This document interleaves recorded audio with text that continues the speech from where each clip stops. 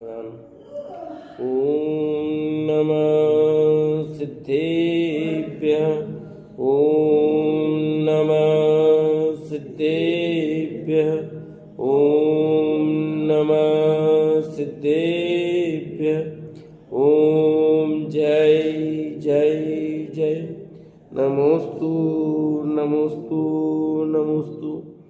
नमो अर्यन्ताणं नमो सेताणं नमो ऐर्याणं नमो वज्रायाणं नमो लोये सवसाणं। मंगलम भगवान वीरो मंगलम गौतमो गणी मंगलम कुंद कुंदारो जैन धर्मोस्तु मंगलम। सर्वमंगलम मांगल्यम सर्वकल्याणकारकम प्रदानम सर्वधर्माणां जैनम जेतु शासनम जैनम जेतु शासनम। अरिहंत देव वंदे गुरु वंदे न गणनान व्यरायो दम्मदया में वंदे कमख कारणम सुखम। बोली जिनवाणी मात की जय। बोली स्वस्ति मात की जय हो। सुदृष्टि तरंगिणी नाम का ग्रंथ पंडित टेकचंद जी कृत और अपनी चर्चा ऊर्ध्वलोक की हुई थी, जिसमें 16 स्वर्ग, 9 गिरवेक, 9 अनुदिश, 5 अनुत्तर, उसमें उनकी कितनी आयु है, उनका शरीर किस प्रमाण होता है, स्वर्गों के पटल क्या है, स्वर्गों में विमानों की संख्या क्या है और किस प्रकार कुलाकीर्तन जिन चैत्यालय हैं, इसकी चर्चा अपनी हुई थी। उसके आगे और चर्चा है उसी ऊर्ध्वलोक की, पेज नंबर 148 पहली पंक्ति मिल गया। पेज नंबर 148 पहली लाइन से। पृथ्वी से स्वर्ग की ऊंचाई, पृथ्वी से 1,40,000 योजन ऊंचा प्रथम युगल का प्रथम इंद्रक पटल है। ये जो पृथ्वी है, उस पृथ्वी से 1,40,000 योजन ऊंचा, कितना ऊंचा प्रथम युगल का, पहले युगल का प्रथम इंद्रक पटल जो 45 लाख योजन का है, पृथ्वी से 1.5 राजू ऊंचा, कितना 1.5 राजू ऊंचा प्रथम युगल का अंतिम 31वां इंद्रक पटल है। पृथ्वी से 1.5 राजू ऊंचा प्रथम युगल का अंतिम युगल 31वां, कुल 32 पटल है ना, 31वां इंद्रक पटल है। इंद्रक पटल प्रथम से 3 राजू, प्रथम से 3 राजू तथा प्रथम युगल के अंतिम पटल से 1.5 राजू ऊंचा दूसरे युगल का पटल है और दूसरे युगल से आधा राजू ऊंचा तीसरे युगल का पटल है। तीसरे युगल से आधा राजू ऊंचा चौथे युगल का पटल है। चौथे युगल से आधा राजू ऊंचा 5वें युगल का पटल है। 5वें युगल से आधा राजू ऊंचा 6वें युगल का पटल है। 6वें युगल से 7वें युगल का आधा राजू ऊंचा 7वें युगल से 8वें युगल का आधा राजू ऊंचा है। इस प्रकार 6 राज्यों में 16 स्वर्गों के 8 युगल है। 16 स्वर्गों के कितने हैं, तो ये 6 राज्यों में कितने हैं, आधा आधा राज्यों सब ऊंचे हैं। ठीक है। प्रथम जो है 31वां पटल के बाद पृथ्वी से 3 राजू तथा प्रथम युगल के अंतिम पटल से 1.5 राजू ऊंचा, बस प्रथम युगल के अंतिम पटल से 1.5 राजू ऊंचा दूसरा युगल का पटल यहां से शुरू होता है 1.5 राजू से ऊंचा। 1.5 तो इधर हो गया, 1.5 ये, फिर क्रमशः आधा आधा राजू, तो 6 राजू में 16 स्वर्ग हैं। उससे ऊपर 1 राजू के प्रारंभिक क्षेत्र में नवग्रहिक हैं। उसके ऊपर कुल 7 राजू है ना, मध्यलोक से ऊपर कितना है, 7 राजू। तो उससे ऊपर 1 राजू के प्रारंभिक क्षेत्र में नवग्रहिक, राजू के मध्य भाग में 9 अनुदिश और राजू के अंत में सर्वार सिद्धि है। ठीक है। 1 राजू जो बचा, 6 राजू दिन बढ़ गया।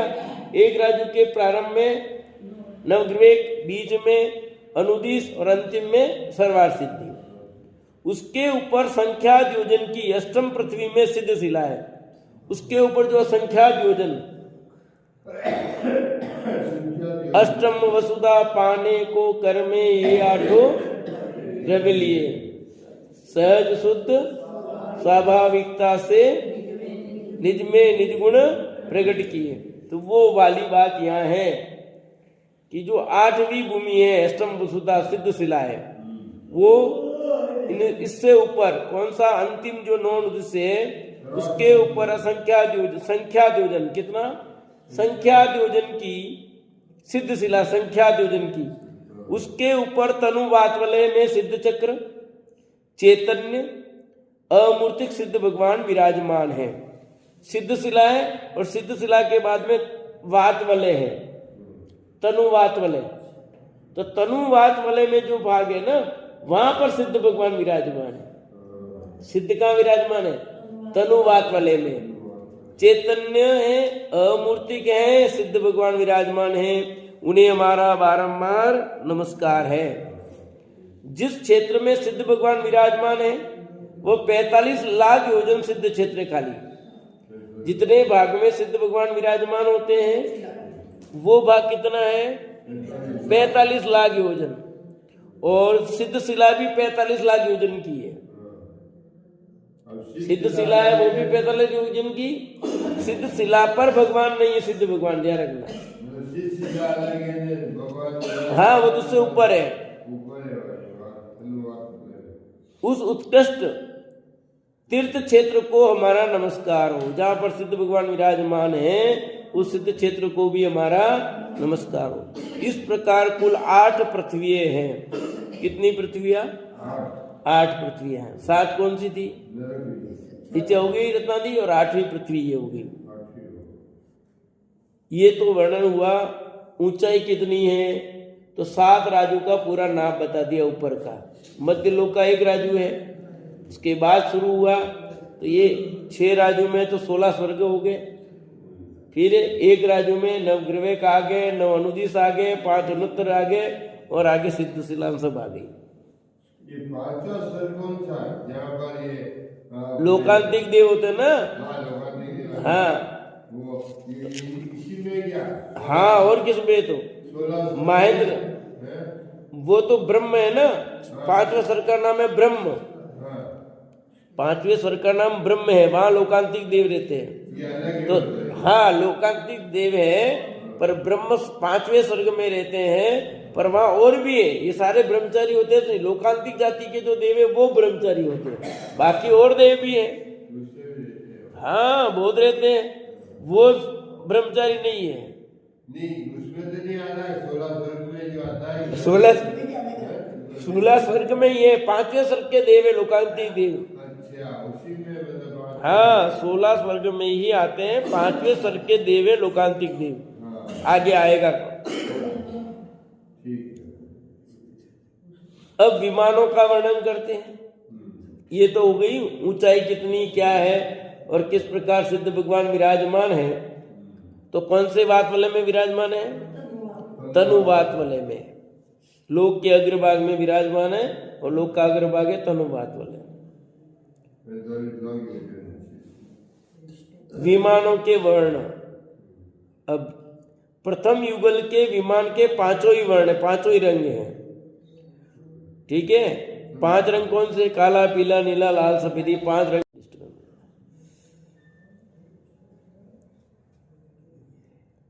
प्रथम युगल के विमान के 5 ही वर्ण हैं। दूसरे युगल के विमान कृष्ण बिना 4 वर्ण के हैं। दूसरे युगल के विमान हैं वो काले रंग के बिना 4 रंग वाले हैं। प्रथम युगल कौन सा? पहला और दूसरा स्वर्ग। ध्यान में, युगल का मतलब पहला दूसरा। ठीक है, द्वितीय युगल आए तो तीसरा चौथा यूं लगाना।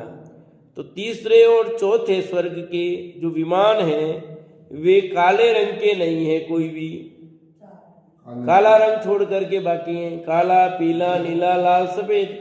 काला छोड़ दो। तीसरे युगल के विमान कृष्ण नील बिना 3 वर्ण के हैं। काला भी नहीं है और नीला भी नहीं है। चौथे युगल के विमान कृष्ण नील बिना 3 वर्ण के, ये भी ठीक है। तीसरे में भी 3 और चौथे में भी 3।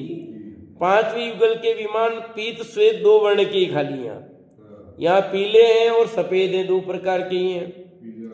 छठवें युगल के विमान भी पीत और श्वेत 2 वर्ण के ही हैं यहाँ पर भी। सातवें युगल और आठवें युगल तथा हेमेंद्रों के विमान एक ही रंग के हैं, शुक्ल वर्ण के, सफेद रंग के ही हैं बस। ठीक है, बाकी के सातवें युगल आठवें युगल हेमेंद्रों के विमान सब सफेद रंग के होते बिल्कुल। और बाकी जो हैं उनमें कलर है, तो पहले दूसरे में सब कलर है, 5 ही कलर है। फिर तीसरे चौथे में 4 कलर रह गए। नहीं, पहले दूसरे में 5 है, तीसरे चौथे में दूसरा युगल है, तीसरा चौथा, मतलब दूसरा युगल का होता है तीसरा और चौथा स्वर्ग, उसमें 4 ही है यूं। फिर तीसरा युगल मतलब 5वां और छठा स्वर्ग, उसमें कृष्ण नहीं है, नील भी नहीं है, 3 रंग के ही है। काला नहीं, नीला नहीं, पीला लाल सफेद 3 वर्ण के, पीला नीला, पीला है, लाल और सफेद है यहाँ पर। चौथे युगल में भी 3 ही बताए, और 5वें युगल में 2 ही बताए, छठवें में भी 2 बताए, 7वें 8वें में 1 और हेमेंद्रों के भी 1 ही बताया सब। यानी 7वां युगल मतलब 13वां 14वां 13वें सर्ग से लेकर 13वें सर्ग से लेकर के आगे तक क्या है, सब सफेद रंग के ही हैं। अब ये तो हुआ कलर की बात कि रंग कैसा है। अब सर्गों का आधार क्या है? प्रथम युगल जल के आधार पर है। किसके आधार पर? जल, पानी। दूसरा युगल पवन के आधार पर, हवा के आधार पर है। तीसरा युगल भी पवन के आधार पर है। चौथा, पांचवा, छठवा ये 3 युगल जल और पवन दोनों के आधार पर है। 7वां 8वां युगल और हेमेंद्रों के विमान सभी आकाश के आधार से हैं। जमीन तो रही नहीं, आकाश के आधार से सब। स्वर्ग के देवों के काम सेवन की बात करते हैं। ये तो आधार हुआ। आधार किस पर टिके हैं? वो जल का आधार है इनका, और दूसरों का पवन आधार है, और बाकी जल पवन दोनों है, और एक के आकाश का ही आधार है। 7वां 8वां हेमेंद्र इन सब का आकाश है। ये तो पता नहीं, पर है आधार तो इनका जो भी, हवा तो है, आकाश है, जल तो है, उनका भी होगा ऐसा ही आधार, कुछ न कुछ।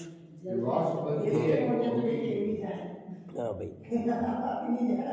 जल के आधार पर है, ये हवा के आधार पर है, ये भी हवा के आधार पर है। अब स्वर्गों के देवों का काम सेवन।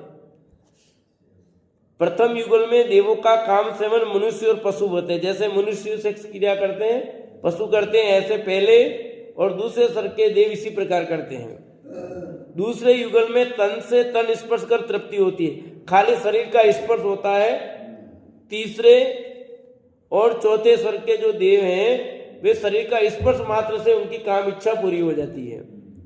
फिर तीसरा युगल ने 5वें और छठे स्वर्ग में जो देव देवियां हैं उनके परस्पर राग दृष्टि से रूप देखकर ही भोगो तृप्ति, सिर्फ देखने मात्र से। पहले में तो जैसे हम करते वैसे, तीसरे चौथे में शरीर का स्पर्श मात्र से हो गया, और 5वें छठे में सिर्फ राग दृष्टि रूप देखकर, राग दृष्टि से देखा उनको और उनके भोगों की इच्छा पूरी हो गई। फिर चौथे युगल में रूप देखकर, सिर्फ वहां तो राग पैदा हुआ था राग दृष्टि से, और ये राग दृष्टि यहां से रूप देखा खाली और इच्छा समाप्त। 5वें 6वें युगल में देव देव के परस्पर राग भरा शब्द सुनकर भोग वांछा, खाली उनकी सुगंध आवाज, मधुर आवाज सुनकर के इच्छा पूरी। 7वें 8वें युगल में देव देव के मन में भोग की अभिलाषा हुई और तृप्ति, मन में खाली भाव पैदा हुए और इच्छा पूरी। जैसे कंठ से अमृत झरता है और पानी हो गया, ऐसे यहाँ भोगों की इच्छा हुई और इच्छा समाप्त। ऊपर के हेमेंद्रों के काम सेवन की इच्छा ही नहीं होती है ही नहीं वहां। यहां तक देवियां हैं, आगे देवियां नहीं, काम खत्म, उनकी इच्छा ही नहीं पैदा होती है। तो ये हो गई, सब कुछ जानना चाहते हैं वो कैसे करते होंगे, देव देवी कैसे रहते होंगे, क्या करते होंगे, सब कुछ वर्णन यहाँ आ रहा है। देवों का अवधि क्षेत्र क्या है? अवधि ज्ञान कहां तक जान सकता है? अवधि ज्ञान होता है सभी देवों को। तो किस किस का अवधि ज्ञान कहां तक, एरिया कहां तक है। प्रथम युगल के देवों के अवधि का विषय प्रथम नरक तक है, यानी जहां है वहां से नीचे वो पहले नरक तक की चीज कोई पूछोगे तो वहां तक का बता सकते हैं। तो मध्य लोक तो आ ही गया आपका, आपके बारे में कुछ भी पूछेंगे बता सकते हैं। तो पहले नरक तक का कोई भी प्रश्न होगा अपने अवधि ज्ञान से वो बता सकते हैं। इतनी विक्रिया होती है बस, अधिक नहीं। दूसरे युगल के देवों की अवधि विक्रिया दूसरे नरक तक है। जो दूसरे युगल ने तीसरे चौथे स्तर के जो देव हैं उनका अवधि ज्ञान कहां तक जा सकता है, दूसरे नरक तक बढ़ता हुआ अवधि ज्ञान बढ़ रहा है, इनका क्षोभसम ज्यादा है। तीसरे युगल के देवों की अवधि विक्रिया तीसरे नरक तक जान सकते हैं। चौथे युगल के देवों की अवधि तीसरे नरक तक शुभाशुभ जानने की है, ये भी तीसरे नरक तक, इतनी विक्रिया है। पांचवें छठवें युगल के देवों की अवधि विक्रिया चौथे नरक तक है, पांचवें और छठवें यानी 9वां 10वां और 11वां 12वां। सातवें आठवें युगल के देवों की अवधि विक्रिया पांचवें नरक तक होती है। 13 14 15 16 स्तर के देव हैं वो पांचवें नरक तक का जान सकते हैं। तो सीता जी का जीव कहां गया था संबोधन करने, तीसरे नरक तक, पांचवें तक वो नरक तक जान सकते हैं अपने अपने अवधि ज्ञान से, कौन कहाँ है क्या कर रहा है। नवग्रह के देवों की अवधि विक्रिया छठे नरक तक, नवग्रह वाले छठे नरक तक की अवधि ज्ञान लगा करके जान सकते हैं। 9 29 5 अनुत्तर देवों की अवधि विक्रिया 7वें नरक तक की होती है। वो ऊंचे भी हैं और इधर नीचे भी हैं। कितने 14 राजू का पूरा ज्ञान कर सकते हैं। 7 राजू ऊपर है वो और 7 राजू नीचे हो गया, तो 14 राजू का ज्ञान कर सकते हैं। इतनी विक्रिया उनकी, इतना अवधि ज्ञान तक जान सकते हैं।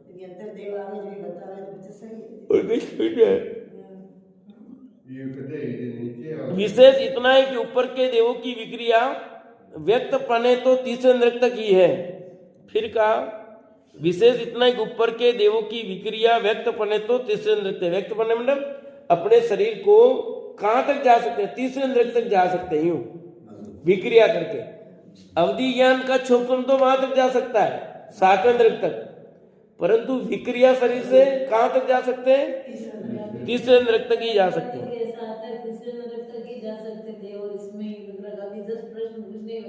तीसरे नरक तक जा सकते हैं, आगे नहीं। शक्ति रूप से 7वें नरक तक कही है। अवधि ज्ञान अपने अपने विषय योग्य क्षेत्र के सब शुभाशुभ जानता है, बस कि वो वहां तक ज्ञान नॉलेज, जैसे मैं यहाँ हूं तो नॉलेज तो बाहर तक का भी हो गया, पर जा कितने सकता हूँ वो वाली बात है। तो शरीर से तो वहां तक ही जा सकते हैं, खाली तीसरे नरक तक ही जा सकते हैं। 7वें चौथे नरक 5वें नरक 6ठे 7वें में नहीं जा सकते हैं शरीर से, पर नॉलेज जिसका जिसका जहां तक अवधि ज्ञान का वहां तक का वो जान सकते हैं। नरक की भूमि की स्पर्श से ऐसी दुर्गंध और आती है तो देव कैसे चले जाते हैं। बहुत बढ़िया प्रश्न है ये। हमारे शरीर के लिए बात कही गई है, वो जो बताई है वो अपने शरीर की बात है। देवों का शरीर वैकृत शरीर होता है और उनकी अलग विशेषता होती है। हमारा ये औदारिक शरीर है। औदारिक शरीर में का पैमाना बताया कि उसकी ऐसी दुर्गंध आएगी मध्य लोक में, तो देवों का शरीर अलग है। नारकी नहीं रह रहे क्या वहां पर, तो भी तो उनका शरीर अलग है, अपना शरीर अलग है। कौन जीव है, अब यहाँ पर आप ठेंस, अब ये शरीर तो यही है, यही शरीर। अभी आप अमेरिका जाते कितनी ठंड है, आप सहन कर पाते हो नहीं कर पाते हो, ठीक है। अब जम्मू कश्मीर वाले यहाँ जाते उनको गर्मी लगेगी, लगती नहीं लगती। उधर के लोग यहाँ आते हैं तो वो बिल्कुल कपड़ा छोटे पहन के ऐसे रहते हैं, तो उनको गर्मी लगती है वहां की। तो ये शरीर का ही है आधार।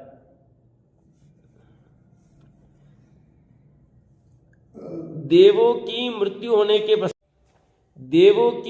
होने के पश्चात कितने काल बाद दूसरा देव वहां उत्पन्न हो, अर्थात स्वर्ग में उत्पत्ति का अंतर कहते हैं। अब एक सीट खाली हुई तो वो वापिस सीट भरेगी, तो कितना गैप रह सकता है, कितने काल तक वो सीट खाली रह सकती है, बता सकते हो?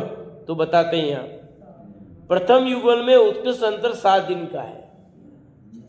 प्रथम युगल में कोई सीट खाली रहेगी तो अधिकतम 7 दिन और 7 दिन बाद तो भरी जाएगी। कोई न कोई जीव ऐसा पकेगा, ऐसा पुण्य बांध लेगा और वो वहां चला जाएगा। अधिकतम समय, हर समय रहेगी ऐसा नहीं।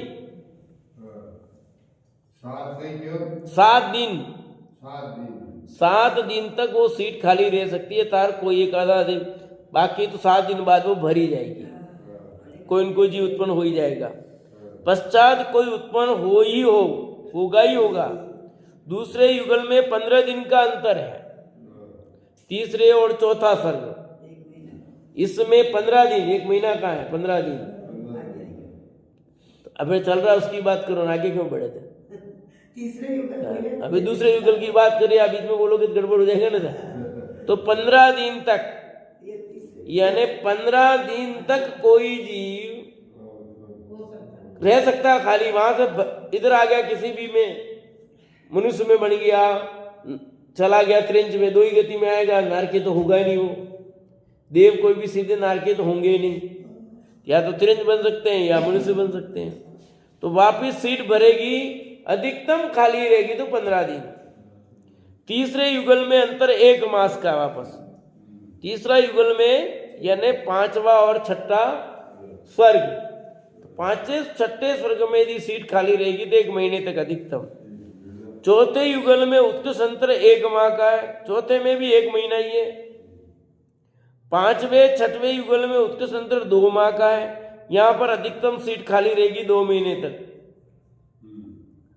7वें 8वें युगल में उत्कृष्ट अंतर 4 माह का है।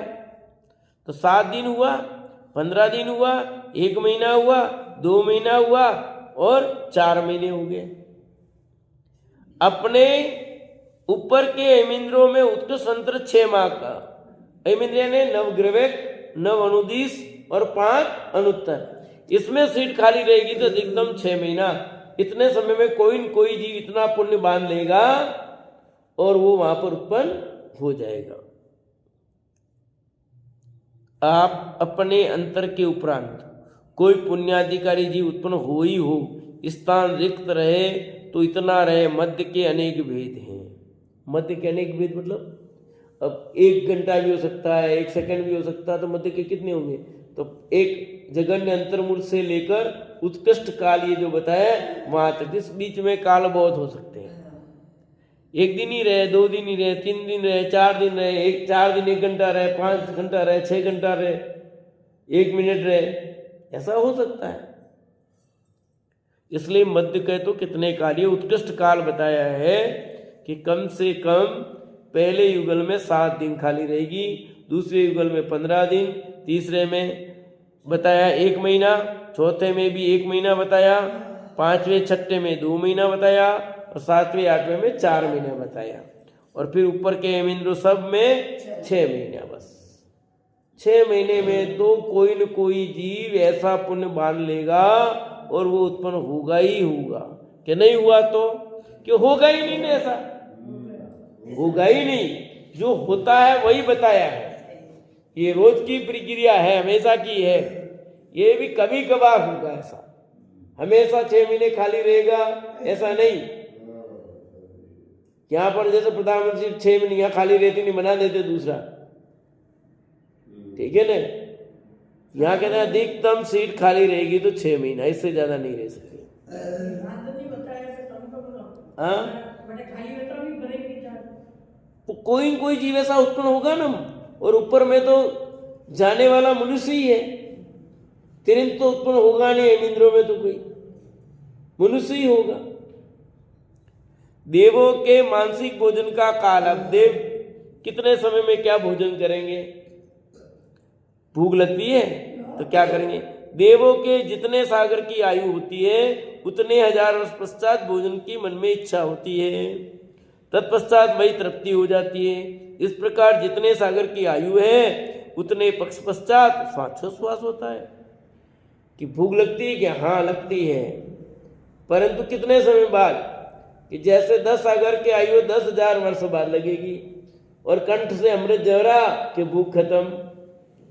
और सांस लेते हैं, कहाँ लेते हैं, कितने समय में लेते हैं? कि उतने पक्ष पश्चात, 10 सागर के 10 पखवाड़े पश्चात, ठीक है। 1 सागर के एक पखवाड़ा ने 15 दिन, ठीक है। 2 सागर की आयु है 2 पखवाड़े, यानी 1 महीने बाद उतने पश्चात श्वासोच्छ्वास हुआ है। यानी एक सांस रोज हर समय 24 घंटा लेने की जरूरत नहीं है जैसे हम लेते हैं। वो एक बार सांस ली तो उनके काम चलता रहेगा। हमारे हर समय सांस लेनी पड़ती है और बंद हो जाए तो हालत खराब, गए ऊपर काम से है। और उनकी श्वास अब कितने दिन में लेनी है? 15 दिन में एक बार लेंगे, काम चल जाएगा उनके तो। और अपने तो रोज लेनी है यार।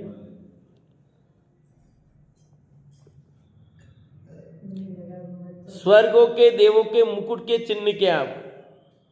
जो मुकुट होता ना, भक्तामर प्रणत मौलिमणि प्रभाणा, है कि नहीं? तो मुकुटों की मणियों से, तो मुकुट के मणियां क्या हैं? चिन्ह क्या उनके मुकुट के? शूकर, हिरण, महिष बेसा, मछली, कछुआ, मेढक, घोड़ा, हस्ती, चंद्रमा, सूर्य, खड़गी, बकरी, बेल, कल्पवृक्ष इत्यादि चिन्ह देवों के मुकुट में होते हैं। उनके जो मुकुट हैं उन मुकुटों में ये चिन्ह होते हैं। क्या हाँ, ये सब चिन्ह होते हैं।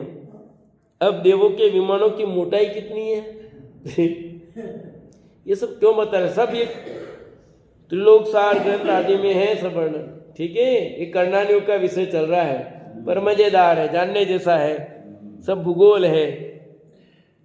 देवों के विमानों की मोटाई कितनी है?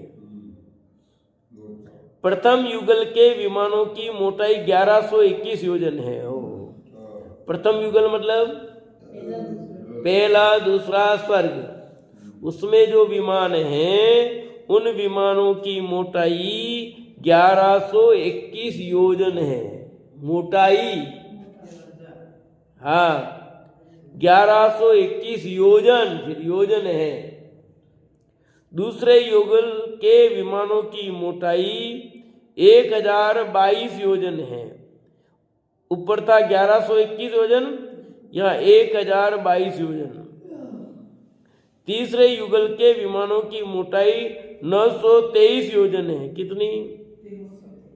923। चौथे युगल की मोटाई 828 योजन, कम होता जा रहा है। पांचवें युगल के विमानों की मोटाई 725 योजन। छठवें युगल के विमानों की मोटाई 626 योजन। सातवें युगल के विमानों की मोटाई 527 योजन। आठवें युगल के विमानों की मोटाई 428 योजन। नवग्रह के विमानों की मोटाई 329 योजन और नव अनुदिश के विमानों की मोटाई 230 योजन। 5 अनुत्तर के विमानों की मोटाई 131 योजन है। लास्ट में 5 अनुत्तर हैं।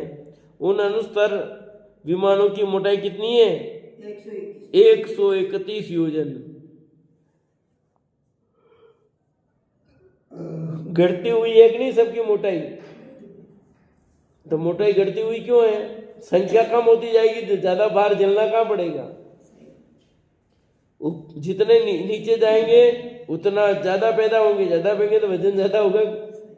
अरे भाई उनके वैकृत शरीर है, कोई वजन नहीं का चक्कर नहीं है। ये तो मैं कह रहा हूँ ऐसा। सब देवों के वैकृत शरीर होता भैया, और वैकृत शरीर में वजन से कोई लेना देना नहीं है।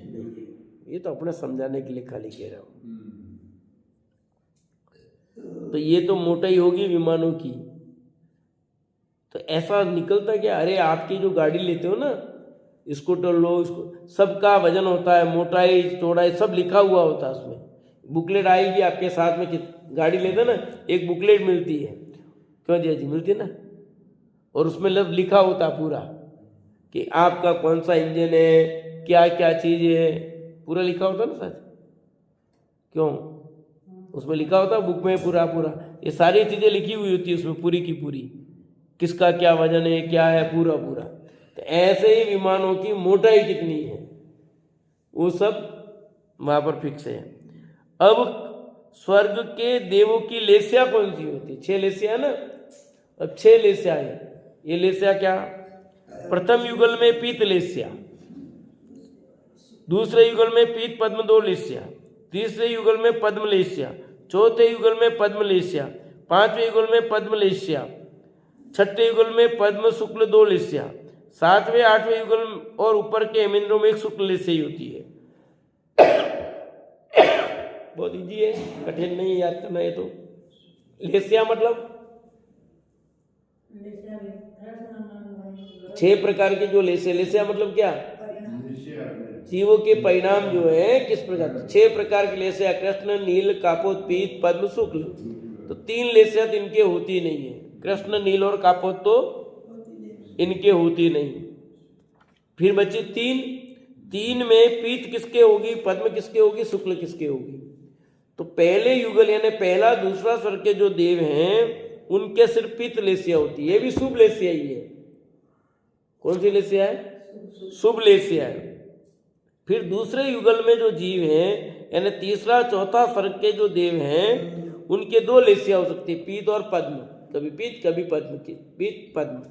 तीसरे युगल में जो जीव हैं अर्थात 5वां और 6ठा स्वर्ग जो है ब्रह्मोत्तर, वहां के जीवों का परिणाम पद्म लेस्या वाले ही होंगे, पीत के नहीं होंगे और शुक्ल के भी नहीं होंगे।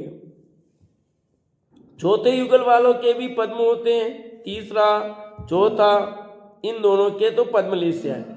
फिर 5वां युगल है उसमें पद्म और शुक्ल 2 होंगे, पीत नहीं होंगे उसके। 6वें युगल वाले के भी पद्म और शुक्ल हैं, तो 5वां 6ठे के पीत और 5वें और 6ठे युगल के पद्म और शुक्ल लेस्या है। ठीक है, लास्ट की 2 लेस्या। और 7वें 8वें युगल के जो जीव हैं और ऊपर ऐमिंद्र, नवग्रह, नवनुदिश, 5 अनुत्तर, इनके एक ही लेस्या होती है, शुक्ल लेस्या। ठीक है, 7वां 8वां और ऐमिंद्र सबके कौन सी लेस्या है? शुक्ल लेस्या। ये तीनों ही शुभ लेस्या है, पीत, पद्म और शुक्ल।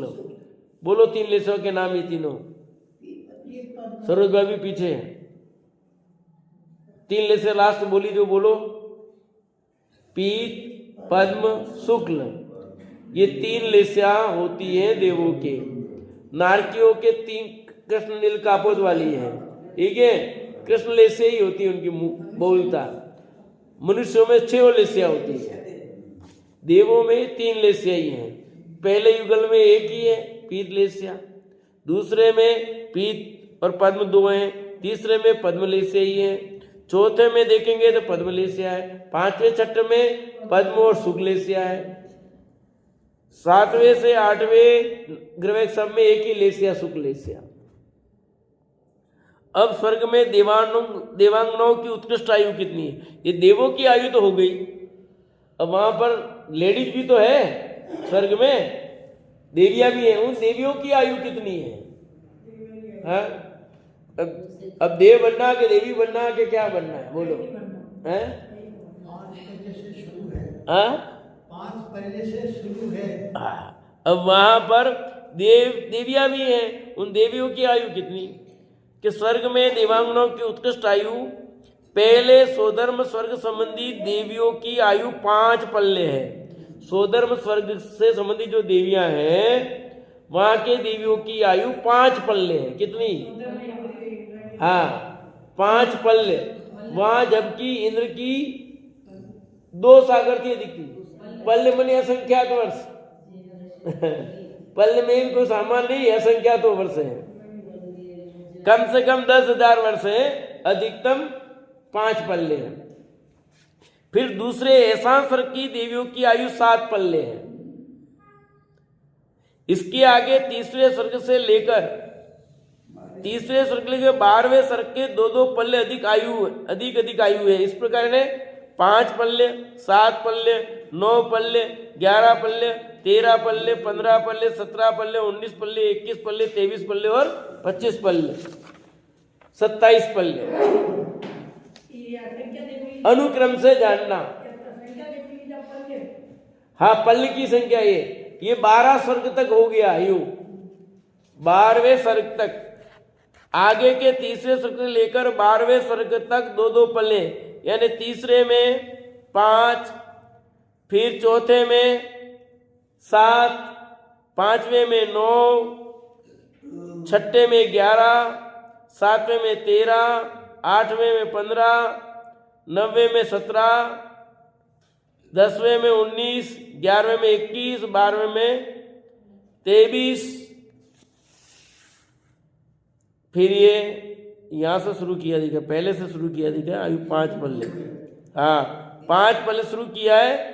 सोधर्म स्वर के देवियों की आयु 5 पल्ले। तो पहले में 5, दूसरे में 7, तीसरे में 9, चौथे में 11, 5वें में 13, छठे में 15, 7वें में 17, 8वें में 19, 10वें में 21, 9वां हो गया ना, 1 2 3 4 5 6 7 8 9, 9वें में 21, 10वें में 23 और 11वें में 25 और 12वें में 27 पल्ले अनुक्रम से जानना। यानी ये जो 5 है वो पहले स्वर्ग से शुरू की है। 5, 7, 9, 11, 13, 15, हर में 2-2 बढ़ाते जाओ, बस कोई कठिन नहीं है। 5, 7, 9, 11, 13, 2-2 पल्ले बढ़ाना, याद हो जाएगा, ये तो सरल है। हाँ, 13वें स्वर्ग के देवियों की आयु 34 पल्ले है। अब यहाँ पर ज्यादा अंतर है, 27 तो 29 होती यूं तो, पर 29 नहीं हुए, 34 पल्ले है। 13वें स्वर्ग की देवियों की आयु 34 पल्ले। 14वें स्वर्ग की देवियों की आयु 41 पल्ले है, यहाँ और अंतर है। 15वें स्वर्ग देवियों की आयु 48 पल्ले है। 16वें स्वर्ग की देवियों की आयु 55 पल्ले है। इस प्रकार सामान्य से देवलोक का कथन किया। ये सब वर्णन किसका किया है? देवलोक का।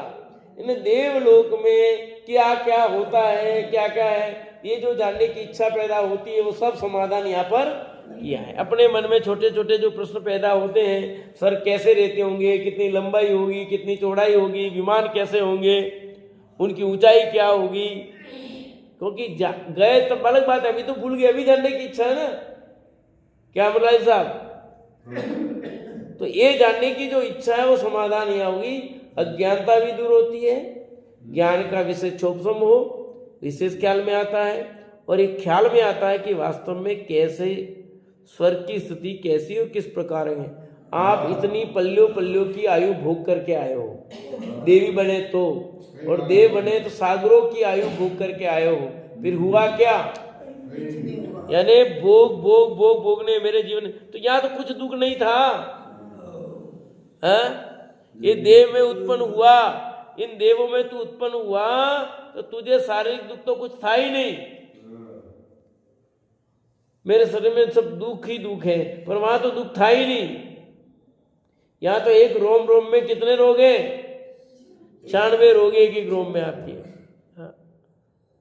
इस शरीर में कम रोग है, 6 करोड़ के लगभग रोग हैं, 5 करोड़ 68 लाख ऊपर।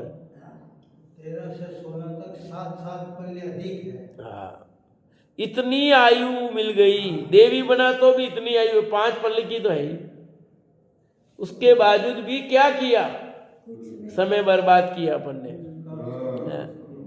विवाद किया, लड़ाई झगड़े फसाद, समय बर्बाद किया अपन ने, अपना काम नहीं किया भैया।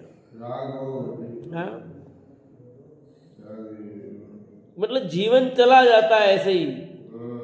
कितना अनादि काल से हूं मैं, अनंत काल तक रहने वाला हूं, अभी तक इतनी आयु, अनादि काल से आज तक का काल, अनंत काल व्यतीत हो गया, और ऐसे घुमा, कभी देव, कभी नारकी, कभी तिरंज, कभी मनुष्य। दुख भी बहुत उठा दिया और आनंद भी खूब उठाया, नहीं उठाया ऐसा नहीं, भोग भी खूब भोगे हैं, भोग भी खूब भोगे हैं। ऊपर देवी ऊपर होती नहीं, इसलिए 16 सर्ग तक की बताया, 16 सर्ग के ऊपर देवियां नहीं होती, इसलिए 16 सर्ग तक की देवियों की आयु बता दी। लास्ट 48 पल्ले, 16 सर्ग की देवियों की आयु 48 पल्ले है, और एक एक पल्ले में भी असंख्यात वर्ष है भाई। क्या करना है, मनुष्य जी ऐसे ही जीवन चला जाता है, चला जाएगा। जब होनार बलि होगी तब सब समझ में आएगा, तब कल्याण होना हो जाएगा, बाकी तो ऐसे ही जा रहा है। इस प्रकार अधोलोक, मध्यलोक, ऊर्ध्वलोक में 3 लोक का व्याख्यान जिसमें हो वह त्रिलोक बिंदु नामक 14वां पूर्व पूर्ण हुआ। ये 14वें पूर्व का वर्णन किया जिसमें 3 लोक का वर्णन है। ठीक है, 14वां पूर्व, 11 और 14 पूर्व जो उपाध्याय प्रमेष्ठी के हैं, 11 14 पूर्व, तो 14 पूर्व का वर्णन किया। इन 11 अंक 14 पूर्व ज्ञान के जो धारी वे उपाध्याय मुनि हैं, वीतरागी नग्न गुरु पूजने योग्य है। ऐसे वीतरागी उपाध्याय प्रमेष्ठी आराधने योग्य है, पूजने योग्य है, नमने योग्य है, वंदनीय है, आदर्श है हमारे। ठीक है, अब उसके आगे की चर्चा और है वो अपन कल करेंगे।